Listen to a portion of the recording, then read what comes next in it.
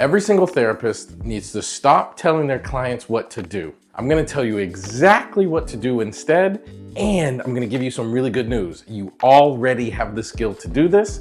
You've been practicing it for a very long time. But first, let me explain myself.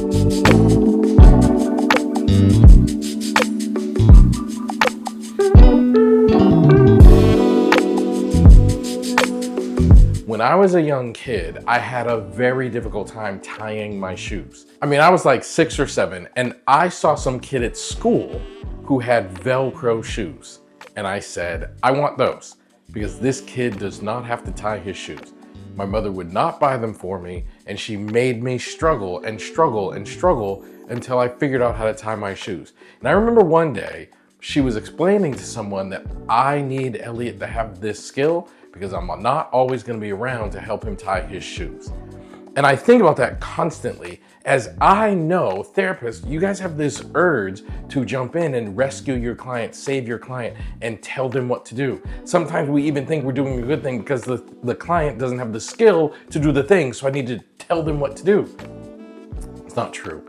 I didn't have the skill to tie my shoes until I did. What my mother believed was I could do it. So she let me struggle, and she let me struggle, and let me struggle until I got it. And then I figured out how to tie my shoes.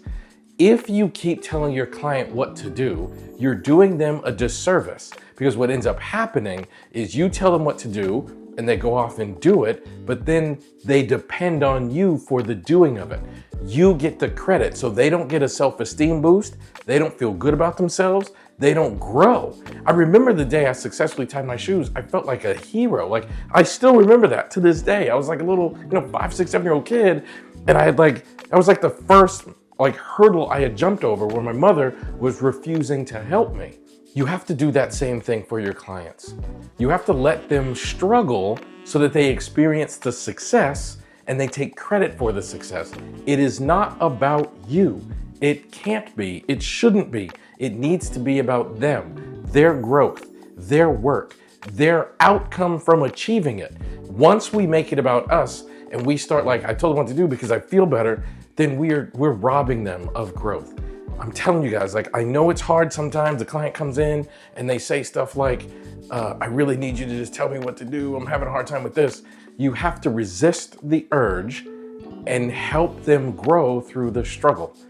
Now, I know that all of you already know how to do this. How many of you parent your children in such a way that they come out on the other side better just from the way that you treated them, just from the way that you taught them, just from the thing that you let them struggle and grow with?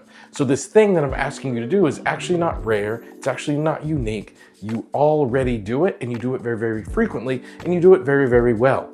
If you jumped in and did the thing for your children, every single time they hit a struggle, they would never grow. They would develop no self-esteem, no sense of independence, no self-belief.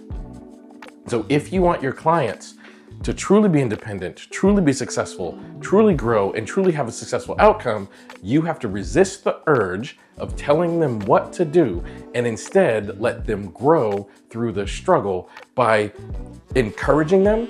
And how we do that depends on the type of therapy that you use, but by encouraging them and supporting them, but not telling them what to do. We cannot rob them of opportunities for growth. We cannot rob them of autonomy. We have to let our clients grow.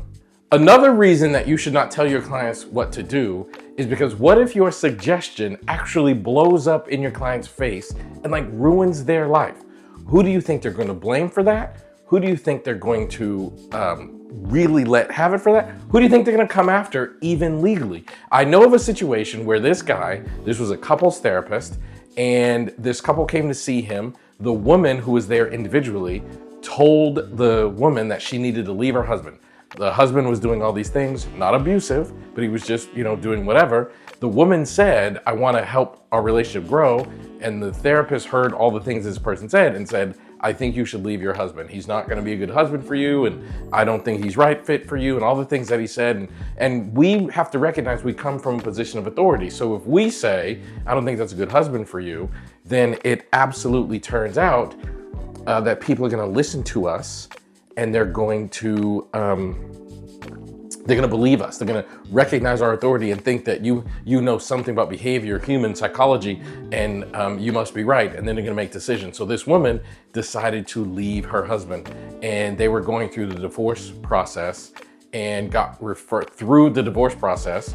One of the attorneys suggested they go see another therapist when he heard what the other therapist had said. That therapist may or may not have been me. But anyway, they go see another therapist. And while they're going through the divorce process, the other therapist helped them reconnect.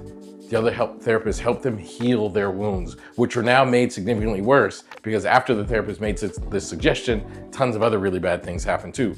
So they had spent $70,000 on the divorce process before they came to see a therapist who was actually effective for them. They decided to reconcile their relationship. They called off the divorce. They had a remarriage ceremony so they could like ceremoniously experience this as like a reset.